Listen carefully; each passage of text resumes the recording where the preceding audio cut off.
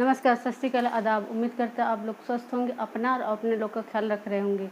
इसी उम्मीद के साथ आज एक नई सच्ची घटना पर ये स्टोरी है आज आपके लिए। हम सभी को प्लेन में जाने का एक सपना होता है, मतलब मीडियम परिवार लोगों का, छोटे परिवार लोगों की। हम कभी प्लेन में बैठेंगे, बड़ी फैमिली तो बैठ जाती है, लेकिन मेन छोटे और मीडियम परिवार के वो किसी न किसी माध्यम से ही जाते हैं। लेकिन यहाँ एक प्लेन जो उन लोगों को मतलब बिना टिकट के ही ले जा रही है, विदाउट टिकट, सरकार के परमिशन से। कुदरत अपना कहर बरसाती है तो अच्छे अच्छों की रूह कांप जाती है। ऐसा ही हुआ कुछ फ्लाइट नंबर 571 के बीच। ये ऐसी जगह गिरा जहाँ पर सर्च अभियान भी इसको ढूंढ नहीं पाई, और इसमें जो बचे लोग थे धीरे धीरे अपनी जान गंवाते जा रहे थे। और एक वक्त ऐसा आया कि जो बच्चे लोग थे अपनों का ही मांस खाने के लिए बेबस हो गए।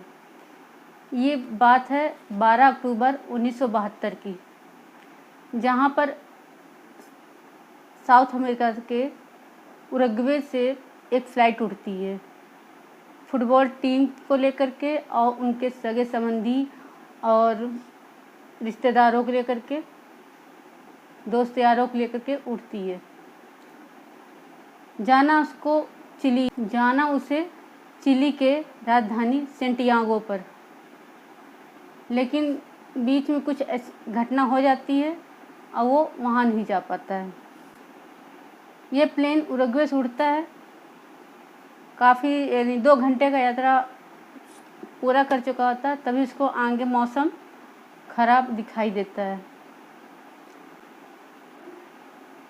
और वहाँ पर प्लेन उड़ाना बहुत दिक्कत आ रही थी। तो उसने पास ही के अर्जेंटीना में संपर्क किया और कहा कि ऐसी स्थिति है, मुझे प्लेन उतारना है। तो वहाँ पर वो प्लेन उतार देता है। रात भर प्लेन वहाँ रहती है, लोग वहाँ रहते हैं। फिर मौसम थोड़ा साफ़ होता है तो पायलट कहता है कि मैं यहाँ से 29 बार जा चुका हूँ इस रास्ते से, मुझे रास्ते का अच्छे से ज्ञान है, 1 घंटे में हम चिली में होंगे। सभी लोग उसमें बैठ जाते हैं। पायलट लेके चढ़ता है। उसको बीच में जो पड़ रहा था वो एंडीज पर्वत था। एंडीज पर्वत को पार करना था उसको। तो जब वो उड़ान भरता आगे, फिर उसको मौसम ख़राब मिलता है वहाँ से उसका। और वहाँ पर एटीसी जो रहता है चिली में, वो सिर्फ एक अंदाजे में रहता है कि जहाज़ अभी वहाँ सोचना मिलेगी, कोई संपर्क नहीं हो पा रहा था। यहाँ पर कैप्टन जो रहता है वो सिर्फ अपने अनुभव के माध्यम से ही रहता है कि इतने देर में हम पहुँच जाएंगे। वो 1 घंटे का आकलन करता है, घड़ी देखता है कि 1 घंटे में हम यहाँ पहुँच जाएंगे।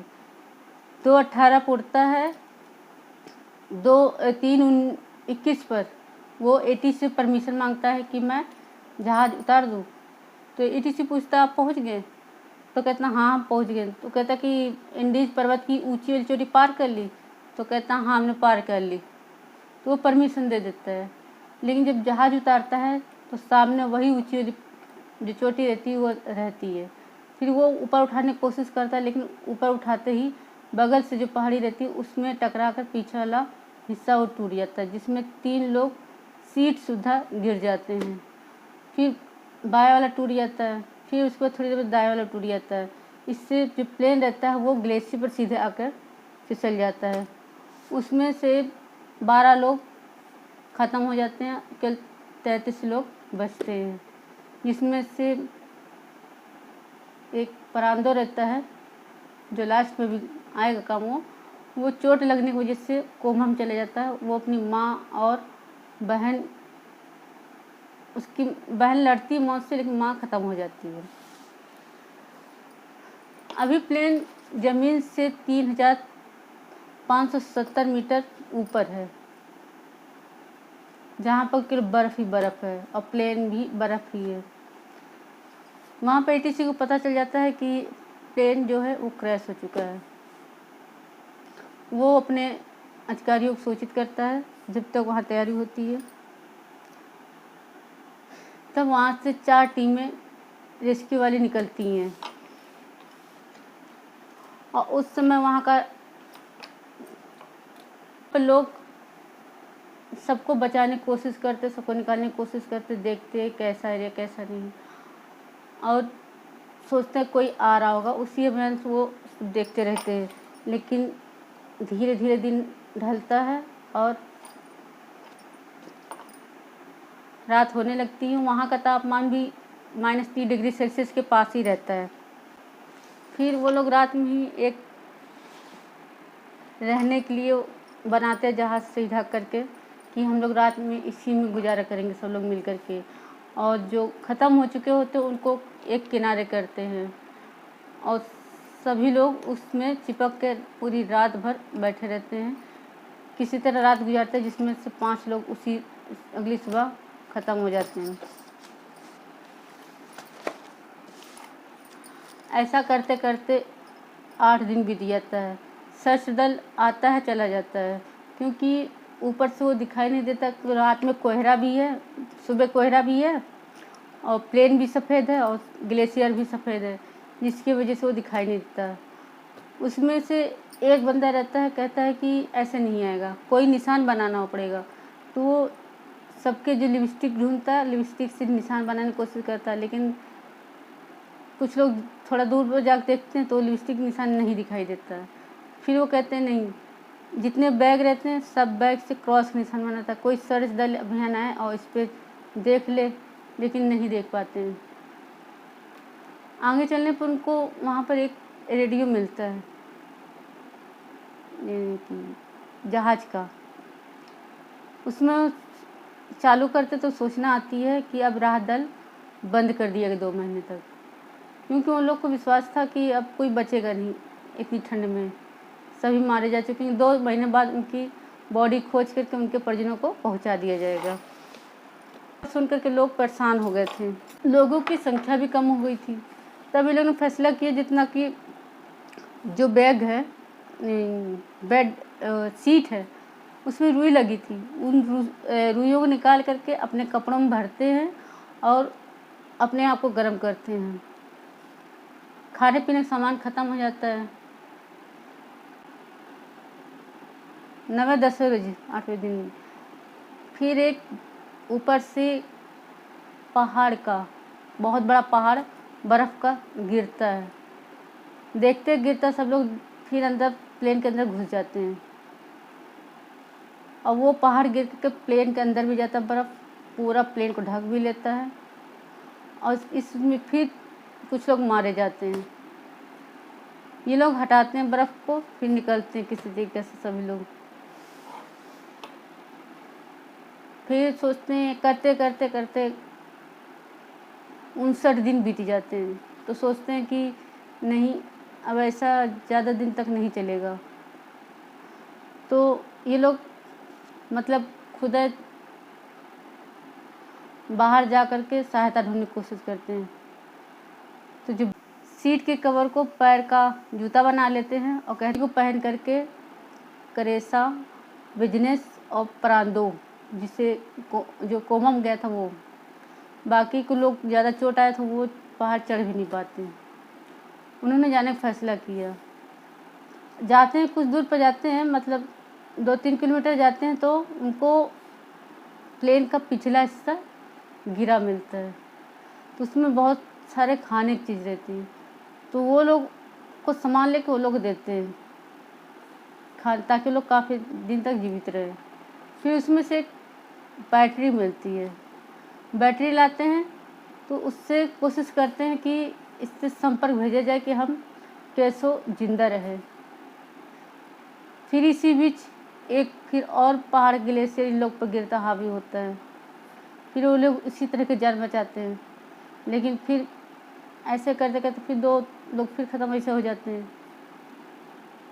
फिर ये लोग निकल पड़ते हैं कि अब आप लोग इस चीज़ का सामना करो, बचे तो ठीक है, नहीं बचे तो मरना था ही है। इसी उससे उम्मीद से वो लोग तीनों निकल देते हैं। पहाड़ पर चढ़ते चढ़ते काफ़ी 3 रोज में वो पहाड़ की चोटी पर चढ़ते हैं तो देखते हैं हम बहुत गलत दिशा में आ रहे हैं। इधर तो जो पर्वत है वो ख़त्म होने का नाम ही नहीं ले रहा है। तब सोचते हैं कि हमें इस रास्ते जाना चाहिए था, क्योंकि जो प्लेन है ऐसे क्रॉस हुआ है। वो लोग उस रास्ते जाते हैं। 9 दिन बाद उनको एक नदी दिखाई देती है। लेकिन यहाँ पहाड़ पर एक को भेज देते हैं, बिजनेस को भेज देते हैं कि जाओ तुम वहाँ पर प्लेन के पास, सबका ख्याल रखो, तुम कमज़ोर, तुम्हें चोट भी लगी है।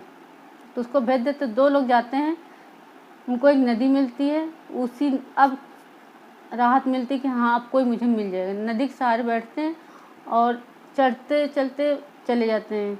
2 रोज बाद 2 आदमी उनको मिलता है गांव का, जो खच्चर पर सवार रहते दोनों।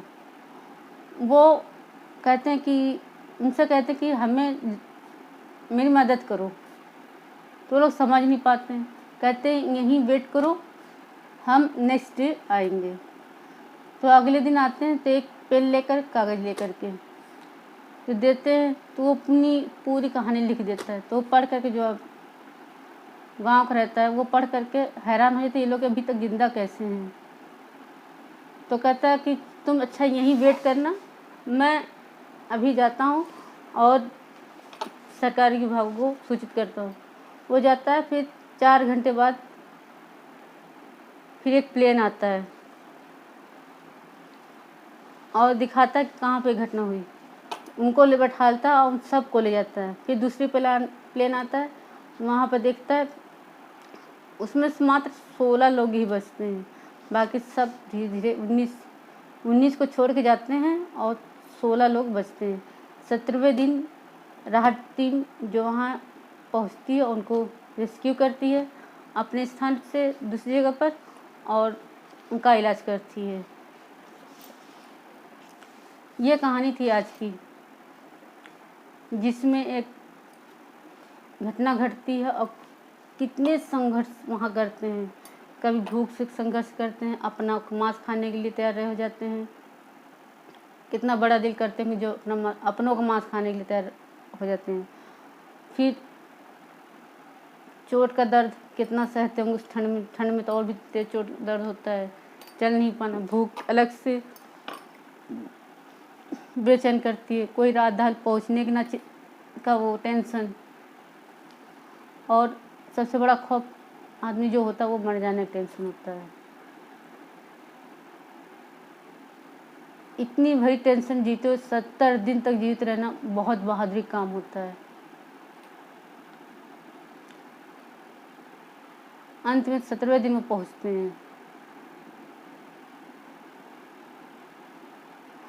ये एक सच्ची घटना है जो वहाँ पर एक घटित हुई है। इसके साथ ही अगले फिल्म में एक